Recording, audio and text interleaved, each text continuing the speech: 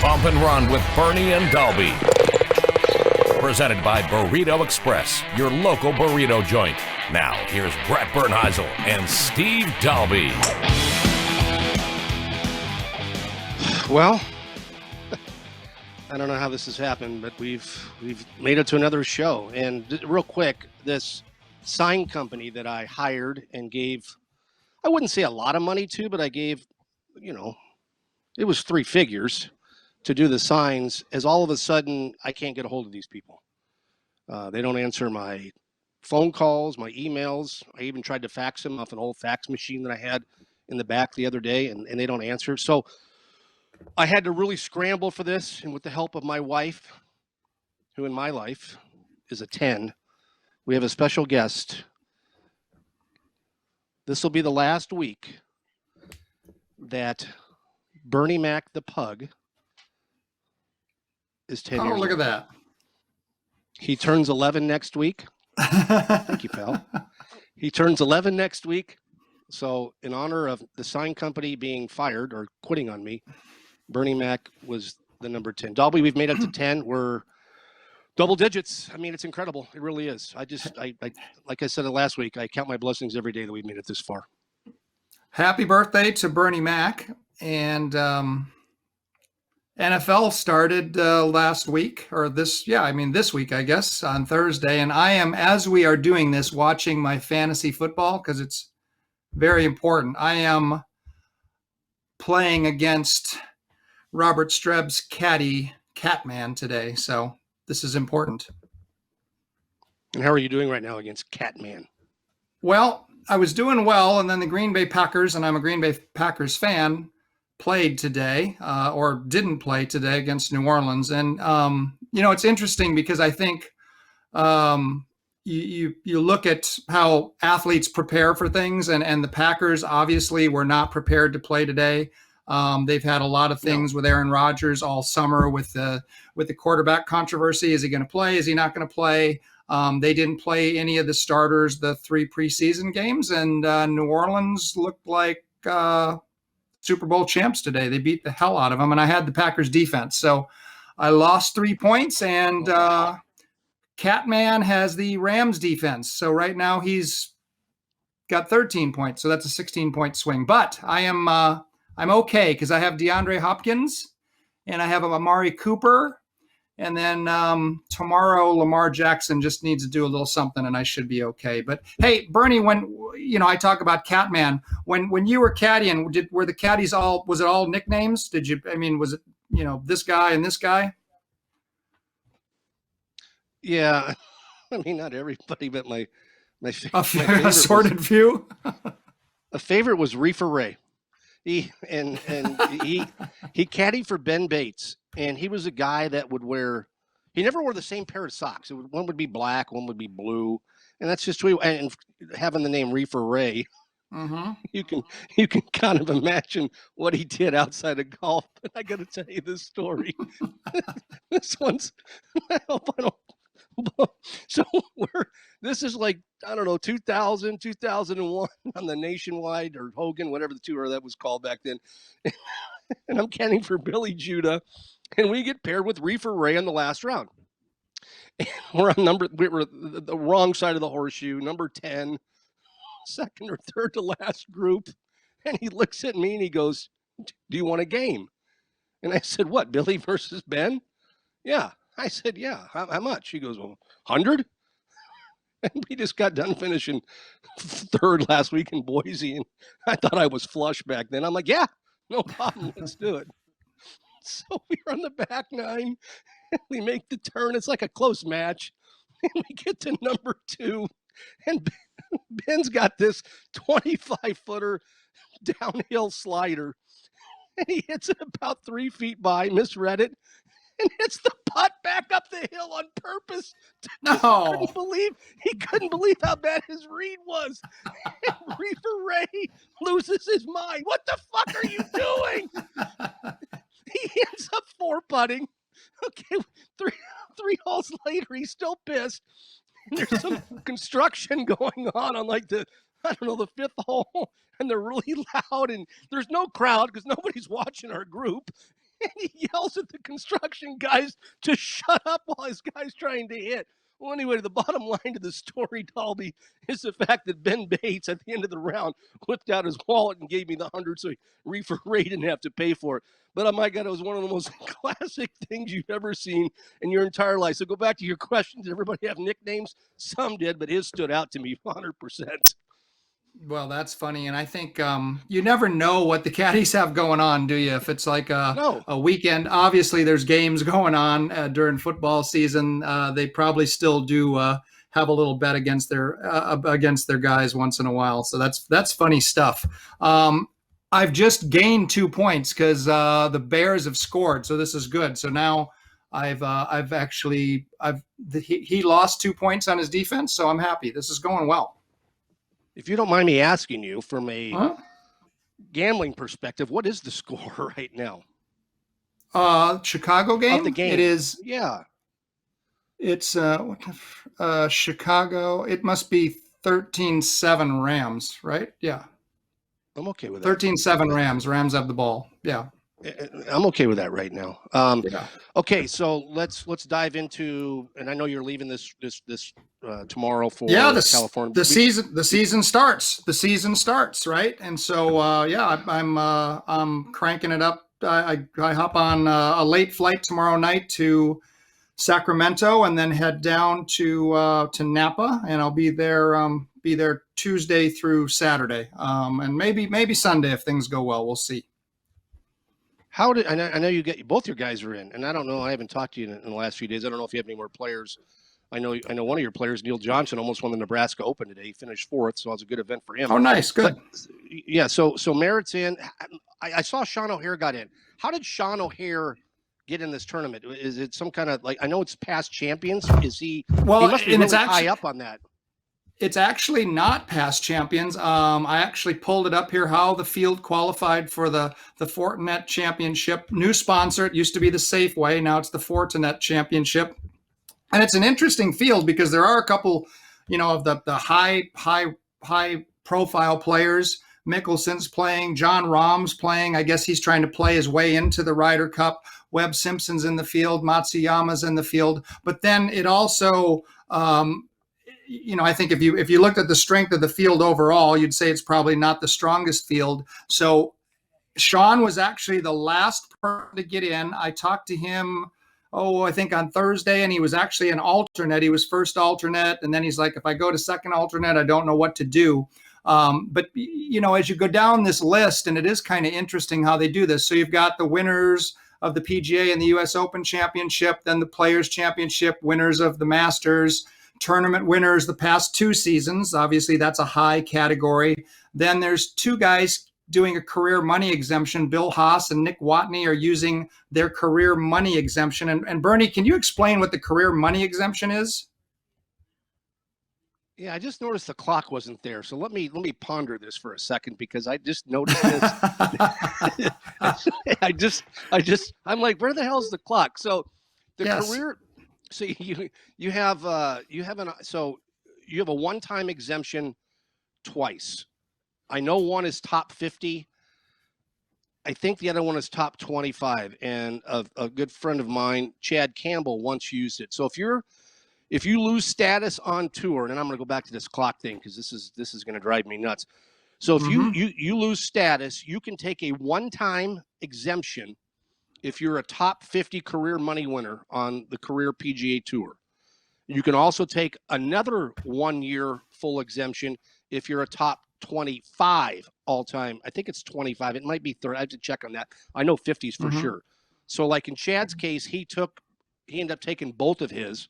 You take the higher one first, the top 25 or top 30, and then you can take the 50 after that. But you're allowed to do that. They anybody that's in that category can take a full 1-year exemption to where you get in everything except, of course, the majors and things like that. So that's how that works. So what happened to the clock? What happened to the clock? No, we'll keep going. And so Bill Haas, Nick Watney, I'm going to just let you ponder this more with the clock. So Bill Haas and Nick Watney are going to they've taken this exemption for the season, and they're going to try to play their way back into the 125. But then there's exemptions, there's special exemptions. The top 125 on last year's FedEx list, obviously they're in there. Then you've got major medical. Then there's the guys from the Corn Ferry finals. Those are the guys that are the new tour cards, so they get in. Blah blah blah. Minor medicals, minor medical extension. Then 126 to 150 on the FedEx Points Cup list from last season. And then beyond 150th on the prior FedEx points list, Scott Brown, Jason Duffner, Sean O'Hare. So Sean is playing out of an awful category. He could play out of past champions as well, but I guess this is actually before past champions, but he was able to get in the tournament.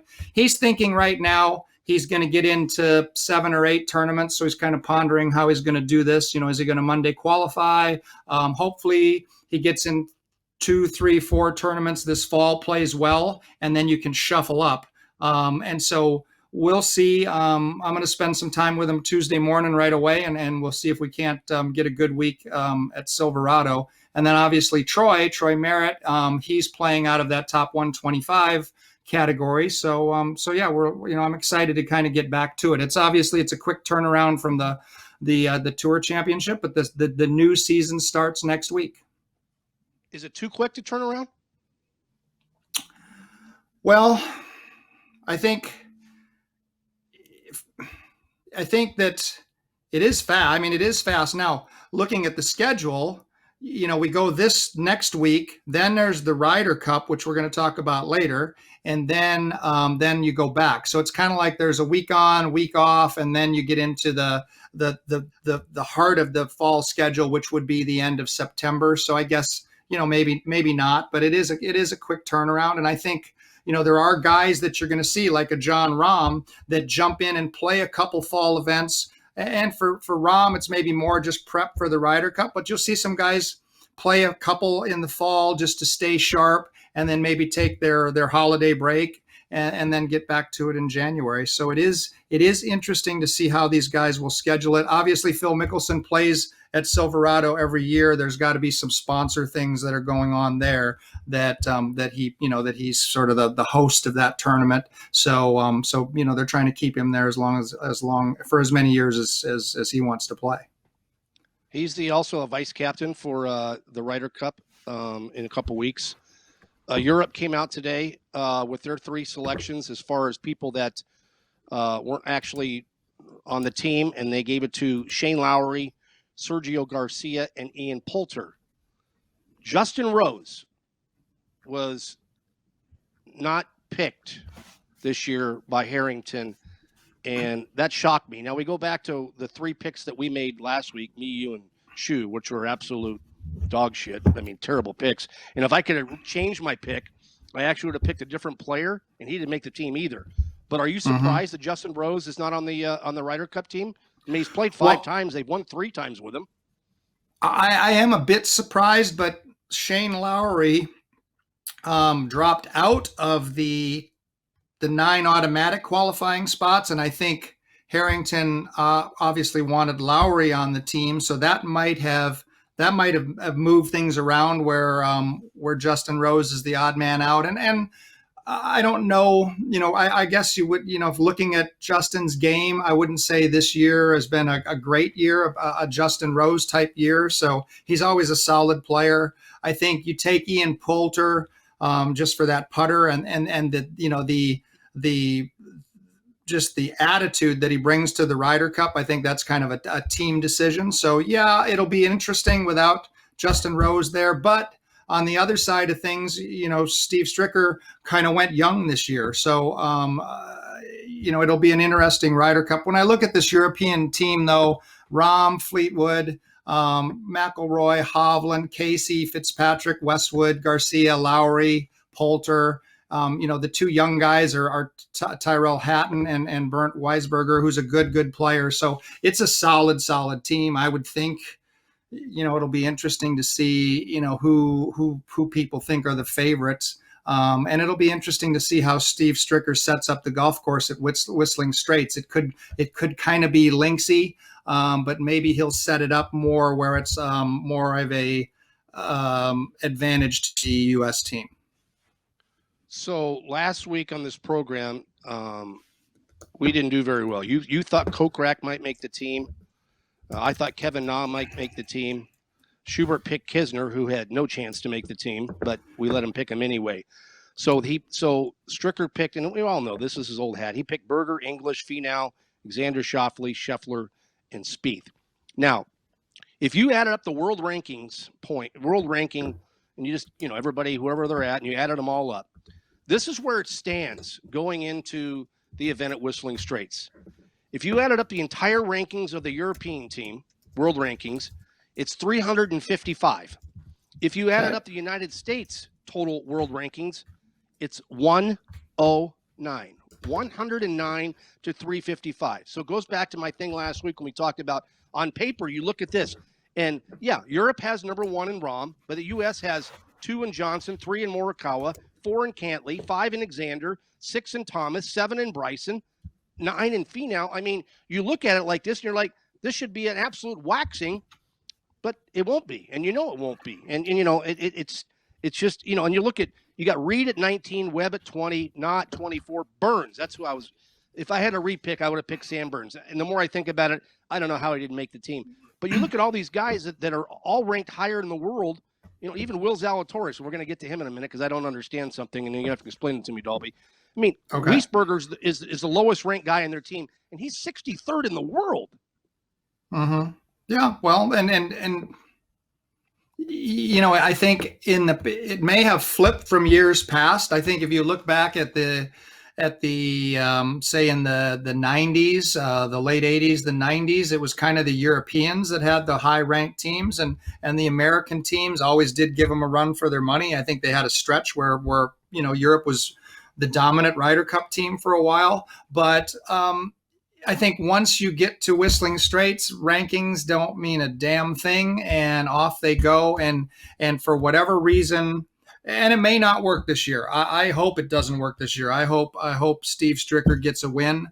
He's a friend of mine, so I want him to get the win. It's in his home state. It's in my home state. So I want that to happen. But for some reason, the European team seems to come together at a Ryder Cup, and it doesn't seem to matter what kind of golf course it is in the U.S. They seem to play well. Would you agree, Bernie? Yeah, I think they 100% agree. I think they have more of a strong bonding. I think and I hate to say it, but it's the truth. I think they want to win it more than we do. And I think maybe there's a point where, go back to the paper thing, that U.S. looks at paper and be like, Morikawa versus Paul Casey should be a slam dunk. Bryson versus Lee Westwood should be. I mean, you look at it like that, and you're like, and I can't wait to see the matchups, the first pairings, the 4 balls. I can't wait to see it because, I mean, you look at the European team with Rahm, Rory, Hovland, and then all of a sudden you got a bunch of guys that, because what the casual golf fan that watches the PGA Tour doesn't understand, that a lot of these guys play over in Europe more than they play in America.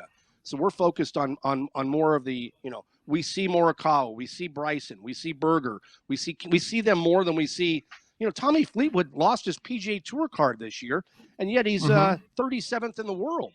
I mean, so you have to understand, it's just, if the U.S. doesn't win this year, I'll be absolutely shocked. I mean, I really will be. And from the gambling standpoint, financially, there will be a wager on the United States this year. And I will admit, 2 years ago, I made a wager on Europe. And I didn't tell anybody and sat and watched the event with people and just pretended like I was rooting for the U.S. In my heart, I was, but financially, I was not. Yeah, and that's that's the reality of it. If you're someone that was be making a bet, and I'm not going to talk about betting on golf, but just making a bet like today. It's a Sunday NFL day. Yesterday is Saturday college day. You might not always, you might bet with your brain and not your heart, and that's probably better than flipping it around.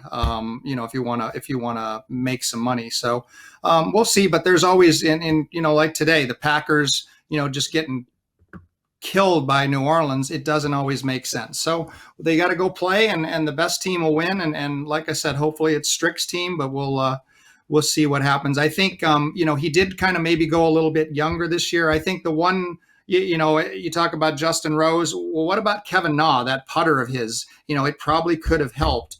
But obviously Strick went a different direction. What did you think about Kevin Na being left off? I thought he should have made the team. In my mind, I thought he should have made the team over Daniel Berger, even though I said last week Na or Berger, and I thought he should have made the team over Scotty Scheffler. Now, it doesn't mean I don't know what Stricker's plan is. Billy Horschel today, he won the European PGA Championship when he beat Barnrat. Barnrat, I love saying that name, and he said in his interview that he was disappointed that Stricker didn't even call him to say, hey, just so you know, you didn't make the team. I apologize, but you were in consideration. That's why he was pissed. He didn't think he was going to make the team, but he was pissed because the fact that Stricker didn't even give him a courtesy call. Now, Herschel started the week 28th in the world, and I don't know what he's going to be after this, probably 15, 14, something like that, because winning the European PGA Championship is a big deal. But it goes back to like last week, and Shu, no disrespect, Billy Horschel had no chance of making the Ryder Cup team this year. Well, and it's just, it's one of those things you have to make decisions. Do I think that the captain has to call everybody to say, I'm sorry, I didn't pick you? I think that's kind of ridiculous. So, but he's got his team. He probably feels really good about his team. If Brooks Koepka doesn't play, I don't know where he's at physically. Who do you think is next man up? And that's a great question, because we haven't heard anything about Brooks Koepka. Very quiet. Koepka's health. Yeah, I mean, it's like a secret. It's like underneath the rug. I mean, I honestly, Dahlby, if he's not 100% healthy, he needs to come out and say, listen, I'm not 100% healthy. Pick somebody else. Because if he goes out there and tries to play and is really hurt, and like you said last week, is he really hurt? Was it just one of those, give me my $450,000, I'll finish last at 30th and, go home? If he's really hurt, he should grab the balls and say, pick somebody else. I'm not 100% healthy. And then you go back to your Na, your Burns, your Simpson, your Ian Poulter's brother, Patrick Reed, Captain America. You got to pick one of those guys. If he's not healthy, he has to just say it and let's go on. So you're telling me Billy Horschel has a chance? No, Billy Horschel does not have. No, there's no way. There's still a chance. There's still a chance. He just won. He might move up in the world rankings. I feel good about. Available. Kevin Kisner's also available. Kisner's available. So we'll see. We'll see. Shu, what and I know you're a golf fan. You're probably not as deep as Dahlby and I watch this thing. What did you think of who we picked for the U.S. team? So I didn't do the deep dive that you did in terms of the adding up of the world golf rankings, but just looking at the two teams and comparing them side by side, it really feels like this is a chance for the U.S. to win one of these Ryder Cups. It feels like there's a distinct advantage, even though we can argue about whether or not Kevin Na should be on the team. Did we pick the right group? We can have those debates. But I certainly think this is the best chance we've had in a pretty long time to win one of these. So I'm excited. You guys know I prefer this match play format. I prefer any event that has this type of format. I just think it creates for a higher intensity and just higher drama. So I enjoy it. So I'm very much looking forward to this because it's one of my favorite formats that you can play in golf. So I'm excited. I always get excited when the Ryder Cup rolls around. Even if Kisner's not playing? Listen, Kiz should be on the team. I'm not gonna. I will stand by my pick there. But yes, I will be supporting the U.S. even though Kevin Kisner is not on the team. Dahlby, what talk about? I mean, you've been to Whistling Straits. You've seen it. You've watched it. What besides the weird bunkering? And one thing, my dad was a PGA rules official for many, many years. And this was the one tournament that he hated to go to at Whistling Straits. He hated it. And at one time, at the end of his rules official career for the PGA of America. He said, I'm not going to Whistling Straits because it was too Mickey Mouse as far as, is it a bunker? Is it not a bunker? Dustin Johnson hitting the bunker. Or was it I mean, what are your thoughts of the golf course? Well, I like the golf course. I think, what Herb Kohler tried to do, and that's, there's Black Wolf Run. Then he built Black Wolf Run first, then the Whistling Straits, and I think it sits right on the waters of Lake Michigan. So it's trying to, it's like abandoned dunes. It's out, they're trying to kind of make it that you're back in Europe on the water playing. I remember I played Whistling Straits. It's very difficult.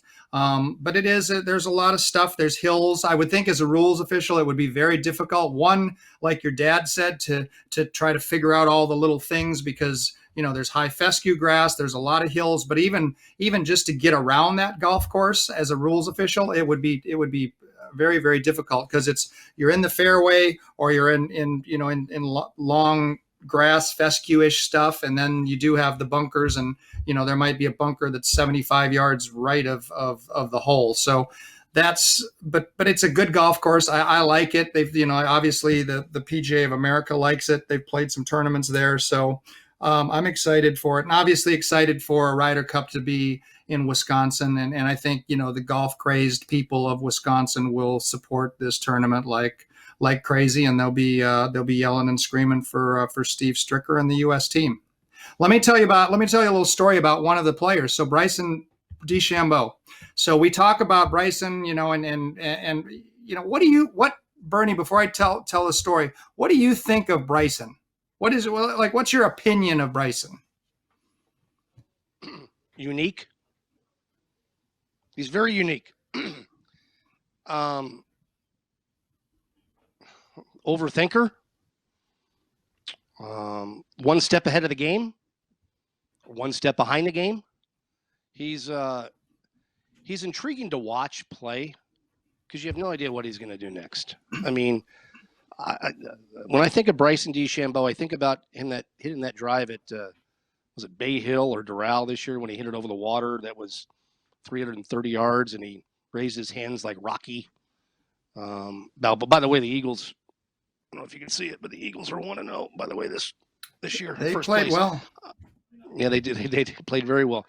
He's just different, Steve. I mean, I'm not a fan of him, but I don't hate him, but I'm not a fan. I mean, well, I'm going to make you feel.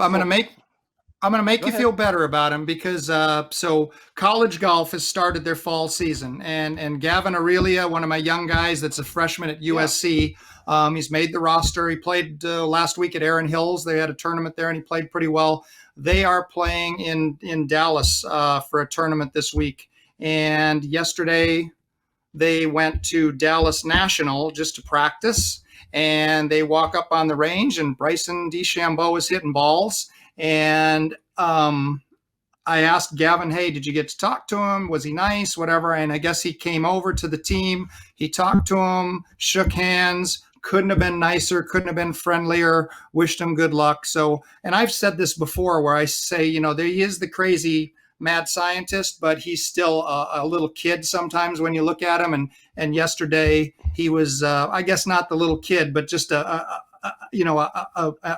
young uncle to those USC golfers. So I was happy to hear that. That's cool. I like stuff like that. I mean, I like I like Bryson D Shambo more than I like Billy Herschel because what D Shambo, I mean, he's not, whether he knows it or not, he's not standoffish. He just like you said, he just doesn't know sometimes what to do, and stuff like that is cool because he didn't have to do that. I mean, he could have been not at all. The jerk, and stood down there at the end of the range and had all the USC guys be going like, "Oh my God, that's Bryson D Shambo down there." But he came over and personally, shook everybody's hands and was that's the good stuff, and so that offsets sometimes some of the bad stuff, but he's always been cool with the fans. Like he gives balls to kids and things like that. which is cool. So I like that. Yeah, no, that is the good stuff. Q school starting here real soon. I don't know if you have any other players that are going to Q school. I know you got Neil Johnson, but the Korn Ferry qualifying school starts here in like 2 weeks. Well, and one of the things, so Neil is actually not going to go to tour school this year. You probably didn't know that. So he made the decision a couple weeks ago not to go. And it's interesting, there are some players, because of, I think, kind of looking at a couple things, that there's going to be so many guys at Q school this year because they didn't have one last year. And there's guys now looking for other ways to maybe find status. There's guys looking for maybe to go to a different tour first to kind of work their way back, because talking to somebody the other day, the cost of Q school went up again this year. And is it like $7,800 this year to enter Q school? So you see guys that, and you're gonna have to correct me if I'm wrong on that, check on that, but I think that's what the guy said. But there are some guys that are maybe choosing to either just kind of try to play their way in via Will Zalatoris, who I know you want to talk about. But there are guys that aren't going to go that way. There's going to be a lot of guys, though, trying to work their way on the Korn Ferry Tour in this next couple months, and we'll talk a lot about it. Wow. Okay. $7,800 is a lot of money. I mean, that's a lot, and you got to think about. Some guys have to go to pre-qualifying, first stage, second stage, whatever it might be. You're looking at $11,000 or $12,000. So my Will Zalatoris question to you is, and I want you to think about this for a second. Okay. He wasn't eligible to be in the top 125 on the FedEx Cup, even though he's ranked, 31st in the world, because he wasn't a tour member. Right. How can he be up for Rookie of the Year on the PGA Tour if he wasn't a member?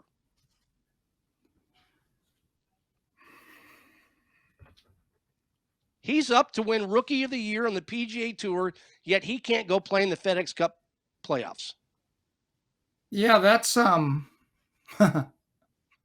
that's interesting. Did I stump you? Yeah, you did. I don't know how that could be. If he's not a member, you can't make him Rookie of the Year. He would be a member this season, which would be his first season. So this is technically his rookie season. So you can't be you can't be the Rookie of the Year this year. That doesn't make sense. I agree with you. That's why I brought it up. I mean, I'm thinking when I was reading this the other day that he's probably going to win Rookie of the Year. I'm like, how the hell is this possible? He can't even play in the FedEx Cup playoffs, but yet he can be Rookie of the Year, which makes zero sense to me at all. I mean, it makes zero sense. Yeah, no, that's to this season's his rookie year. So that's interesting. I'm looking at I just pulled up the costs, and I might have been a little overzealous, but it looks like I have a trivia question for you guys. Okay. This is not the first time this would have happened if Zalatoris wins the Rookie of the Year without being a member. It happened in 2001. Do you know who the player was? I looked it up. I'm not some golf encyclopedia and I knew this answer. I actually had to look it up. In 01? In 2001, yes. I will read this blurb from this story. Zalatoris could become the first player to win the Rookie of the Year award without being a member of the PGA Tour since blank in 2001. While Dahlby frantically types away trying to look. I'm looking at something else. No, I'm looking at Q school stuff. Chad 2001. No, Chad Arjun Atwal. That would also be incorrect. You want to give it? I would think it'd be a European player. I don't believe this player is a European player. Let me check. Okay, then I don't know. Give me the initials, and I'm going to answer in 2 seconds. CH. Charles Howell. Yep, that is the answer. In 2001, he won the Rookie of the Year without being an official member on. Because that, I think, if I'm correct, I think that year he had just come out of Oklahoma State, and he was given so many exemptions. Because I don't know what you're allowed nowadays, but he was given so many exemptions that he made enough money or whatever. Back then, money was the only thing that mattered. That he made enough money to win that. So yeah, that's kind of the same thing. He wasn't a tour member, but yet he got to play And that's the same thing with Zalatoris this year. Even though he wasn't tour member, he got exemptions into anything. I mean, anything he wanted. Once he had enough points to beat the 125 off last year's tour list, he was given unlimited sponsors exemptions, and every tournament would just be like, "Yep, Zalatoris. Yep, Zalatoris." And that's how he got in. A lot of people don't know that. It wasn't because of where he was ranked. It wasn't because of how much money or how many points that he didn't have. It was the fact that he applied for every tournament, and every tournament, going down the stretch, just said, "Of course, we're going to let Will Zalatoris," and that's how he got to play. Yeah, no, and that's that. He just played well, got popular. People wanted him there, so yeah, he got to play and everything. It looks like maybe it's more like 6,000, maybe 60, depending when you pay. If you're a little late or whatever, a little over 6,000. So the 7,800 was a little off, but $6,000, and then that's just the entry fee. Then you got to go travel and hope. Think about a guy that's pre-qualifying. It's got to go somewhere for 54 holes. Then first stage. Then in second stage, you start bumping into guys that used to play on the PGA Tour, but are at the Korn Ferry that's lost status. And then you go to final stage, and then you got even more. It's a tough road. And that's why I think some guys are thinking, maybe there's another way. What's the other way? What, Monday qualify? Yeah, Monday qualify. Some guys, even like Peter Uihlein, maybe go to Europe, go try to qualify for the European Tour, which is less expensive. And they have like a Korn Ferry Tour over there. And then you try to work your way back over. And I think Uihlein got his status back, so he'll be playing on the PGA Tour this year. But they're just, I think, and then maybe it's just some guys are just like, you know what? Odds are not as good this year as some years, so I'm gonna play some other stuff and wait. And even I say trying to work your way to the PGA Tour. Maybe it's even more work your way to the Korn Ferry Tour, because think about it. I mean, it is Korn Ferry Tour qualifying school. It's not the PGA Tour qualifying school. And maybe you go Monday, or you do a few Mondays into some Korn Ferry events, and then you get some status, and the hard part at tour school as it is in final qualifying stage. And I think you probably know, Bernie, how many people actually get their full privileges on the Korn Ferry Tour at final qualifying? It's not many.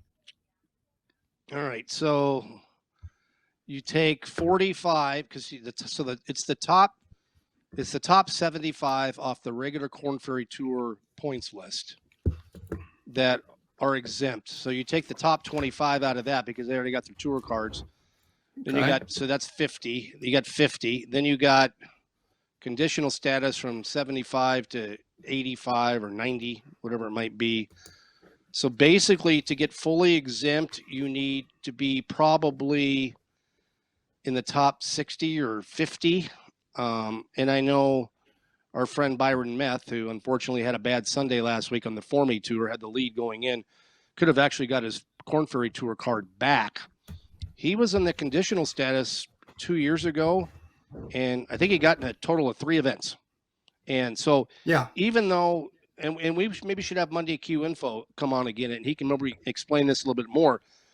But if you get your Korn Ferry Tour card and you're at the bottom at Q School, you're not getting in. I mean, you might get in one event, if any. So just getting your Korn Ferry Tour status really doesn't mean shit, because if you ain't going to get in, what's the point of even having it? But so I agree kind of with what Neil's saying. But then again, I disagree kind of what you just said. And I'll tell you why. If you're not going to go this year, then why go next year? If you're not going to go next year, why go the year after? And there's got to be a point where you decide to yourself, you know what? I got to sell insurance. I got to do something else. This isn't the way for me.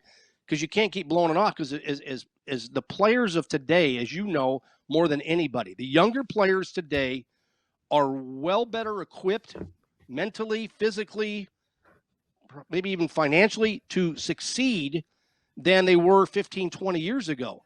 So if you're 32, 33, 34, whatever year you're, and you keep blowing it off, time's going to catch up with you. And these young kids nowadays, you talk about Gavin Aurelia, freshman at USC, who, won that big junior world tournament, 3 or 4 weeks ago. I mean, that's what that's what these guys are looking at. So when you explain, okay, you got to go to pre-qualifier, you're playing with a bunch of whatever, so-called good players. And then first stage is a little bit better. Then all of a sudden second stage, and all of a sudden you're at the finals and you're looking at guys that have won on the PGA Tour before. I mean, there's got to be a line, I think, that you draw that and says, you know what? I'm good. I'm just not good enough. Yeah, well, and I think that's the hard part, right? Because it is so competitive, and these guys are all so good that, and I just think this year, though, it is just there are different ways to do it. And you talk about, you could go try to qualify for Canada, right? The Canadian Tour. And then okay. And then you can get your way to the Corn Ferry Tour through that. The colleges now, now the PGA Tour has a few of the guys, the top guys in college get to go to the Corn Ferry, and some get to go to the Form A. So it's interesting because there's just so many good players out there that it just gets tougher and tougher. And that was even something that I was talking to Sean O'Hare yesterday, and he's like, I did some analysis of my stats against his best season was 2009. And he was, a top 10 player in the world. And he's like, I drive it straighter. I hit it further. I hit more greens now than I did then. And so it's like, well, is there something within those stats that doesn't make sense and we did find something? Or is it the competition has just gotten so much better? And I think it's a little bit of both, but we're going to go try to make a little magic in this fall season with him. So we'll see what happens. All right. Explain the clock deal. What happened to the clock? So my wife, she was an interior design major at U of A. I know you're not a U of A fan, but that's where she was an interior design major. And so she's into decorating. And so she did a little shopping the other day and sort of changed some rooms around. And this particular, this was in the house, but it's now been moved into here. And so time will move on as opposed to just standing still. And now we've got, the moment you doubt whether you can fly, you cease forever to be able to do it. So that's our deal. That's our new inspiration. I have a very important question to ask. And I know that going to the 3 box now we can't see it. So after I ask the question, we will go back to the 2 box. But if you removed that picture off the wall, please tell me that the clock is just sitting there still on the wall behind the picture. Please tell me that that's the way it's set up. Oh no, I'm sure clock's been moved. I don't know. I'll go check. I don't think my wife wouldn't leave it.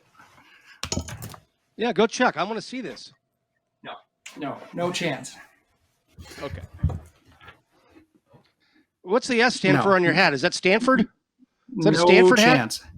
This is Saguaro. I actually coach a high school team. I know you know that, and it's your old high school, Saguaro High School in Scottsdale. So first team All-State, 1985. There you go. We're just in the beginning of our season, so it's fun. It's 2 months for me where I'm doing some stuff, and I have a great assistant coach. So like this next week where I'm leaving, I'm actually leaving late tomorrow because we have a match tomorrow afternoon. I'm going to be there at the match, and then I'm going to take off, and then he's going to take over for the week. So that's that's my deal. It's kind of fun. I do different things, and it's fun. This is not the Brophy team. This is not Chandler Hamilton, but we're pretty good in Division II. So we'll see. Down at the end of October, we go down to Tucson National for the state tournament. We'll see if something good can happen. So that's that. But I know Bernie. Before we leave, we talk about Justin Rose, and Justin Rose, I think, just won the Payne Stewart Award. You have a Payne Stewart story, and I wanted to hear about that. So everybody knows, Payne Stewart's my favorite player ever. Okay. And I could get emotional here, but you know what? It's our show. So whatever happens, happens. I want to say it's a tour school, 1989, 1990. It's in Orlando. And so I'm caddying for RW, and we're in a three bedroom place. And his roommate at the time was a guy named Eric Coos, who actually won on the Hogan Tour and I don't know if he's still there, but he was the golf coach at the University of Denver. And he had the same agent as Payne Stewart. And he gets invited to go to the Orlando Magic basketball game. So he immediately asked RW, do you want to go to the game? And RW went, no. So he knocks on my door in my room, and I was watching TV or something, and he goes, hey, you want to go to the game tonight? I said, which game? He goes, this Orlando Magic playing, and we're sitting with Payne Stewart. I said, what? Who? Okay. Mm-hmm. Payne Stewart. I said, I'm in. So they're playing the Phoenix Suns. This is the best part about this. They're playing the Phoenix Suns. So we take the rental car and we drive to the Orlando whatever it used to be called, where the Magic played. And I'm freaking out because Payne is my favorite player. And so our tickets are absolute, you wouldn't even believe it. They're second row, center court, seats 1, 2, and 3. For some reason, Lee had 3 seats. But we beat them there. So I'm in seat 3 because Eric Hoos is good friends with him. So all of a sudden, right, here comes down to sit in seat 1 is Payne Stewart. And I'm like, oh my God, I'm sitting next to Payne Stewart. And so he sits down, introduces himself, I'm Bernie. Yeah, whatever. And the beer guy comes down and he's like, what do you guys want? 3 beer. Yep, beer. Yep, beers. Yep, get us all beers. And he looks at me and he says, does anybody chew tobacco of you two? And I said, I do. Can I have a chew? So now I take my can of chew out of my pocket and I hand it to Payne Stewart. Payne Stewart takes a big chew out of my can back in my pocket, which I thought was the coolest thing in the world at 25 years old or whatever. Payne Stewart just took a chew out of my can. So when it's about 11 minutes before the game starts. And I said, I'll be right back. And Payne looked at me and he goes, where are you going? I said, I'm going down to talk to Coach. Coach who? I said, Cotton Fitzsimmons. He's a friend of mine. We play golf probably once a week. You're friends with Cotton Fitzsimmons? I said, yeah, I'm friends with Cotton Fitzsimmons. So I walked to the deal all the way down. The Suns are coming out. Here come all the players, and here comes Coach. And I said, hey, Coach. And Fitzsimmons looked at me and he goes, the fuck are you doing here? I said, I'm at the game. It's Q school, and I'm sitting with Payne Stewart. You're sitting with Payne Stewart. He's the loudest fan in the history of the Orlando Magic. He used to sit behind the bench, the first row behind the bench, and the team moved him because he was too loud and too emotional. So bottom line of the story is, this was the year before he passed away, is that I got to spend probably 3 hours with Payne, and it's something that it's off the golf course. It's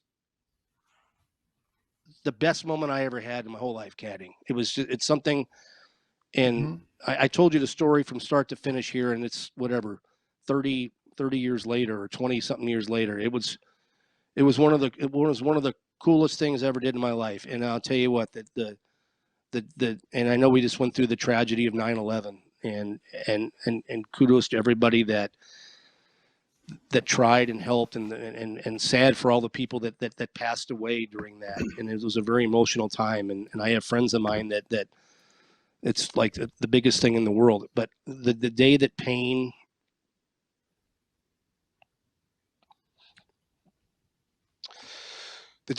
was on that plane, I never left the living room. I watched the whole entire thing until the plane went down. It was a sad day because I remember in my life that I got to spend, it was only 3 hours, and I could have seen him the following week and he'd have walked by me and not even remembered who I was. But yeah, he was, but for that time. All right. It's time for the 2021-2022 version of Who You Got? Presented by our good friends at Burrito Express, your local burrito joint. I'm getting a trophy made as we speak right now. I found a trophy company that'll actually do this for me so I can have the trophy that says on the 2021 champ, since you both decided last week that it's a new season starting. this week at the Fortnite, whatever. I don't know. I don't even know what the company is, but anyway, it doesn't matter. Fortinet. So I make Fortinet. They make security. They make their IT techie company that makes security. Silicon Valley company. I actually know that. You said Fortnite. I thought the video game was sponsoring this tournament. No. No. Okay. No. So anyway, I've done my crack research on this, and I dug hard. I mean, I dug really hard, and I looked at myself and I said, okay, Bernie, you're overweight. You need to get skinnier. Who's overweight that has become skinnier? My pick this week is the guy that finished runner-up last year to Stuart Sink. I'm going with the ever-popular Twitter master of Harry Higgs. Harry Higgs. Put me down for number one. Okay. Yep. Yeah. Dahlby, you're second. Yeah, I get to go last because I. Okay, so I actually know Troy's been working on some stuff. He's feeling good about his game, so I'm actually going to pick my guy, Troy Merritt, this week. Have you ever done that in the history of who you got? No. I don't remember that. I don't think No, so. he never has. Mm-mm. Wow. No, not even when we're on the radio. He didn't. This is the first. Yep. So I'm. Yep. This could be vague. This could be a vague. This could be the MGM might be seeing me here soon with something. Oh, there you go. Go ahead, Chew. So, I was going to pick him before you brought him up on the show, and this is not. I did not just steal your thunder when you were talking about Will Zalatoris, but this is his first official start as a member of the PGA Tour. He picks up a win here in this event. I'm going with Will Zalatoris. Oh, I like it. All right, guys, that'll do it. I know, Dahlby, you're catching a plane tomorrow. Best of luck this week. And you know what? Nothing would make me happier. Nothing would make me happier that if we started next week's podcast 11. I'm going to have to find somebody to do the sign for us. Nothing would make me happier that if you came back with a victory with Troy Merritt. Nothing would make me happier. So good luck to you this week, bud. I know it would. I appreciate that. All right. Thanks to Schubert. Great job as always. Sean Crespin. Still haven't heard from the guy. I don't even know if he's still alive, but he does tweet every now and then. Dahlby, have a great week. We'll see you next week on podcast 11, everyone. All right. Hit them straight, everybody.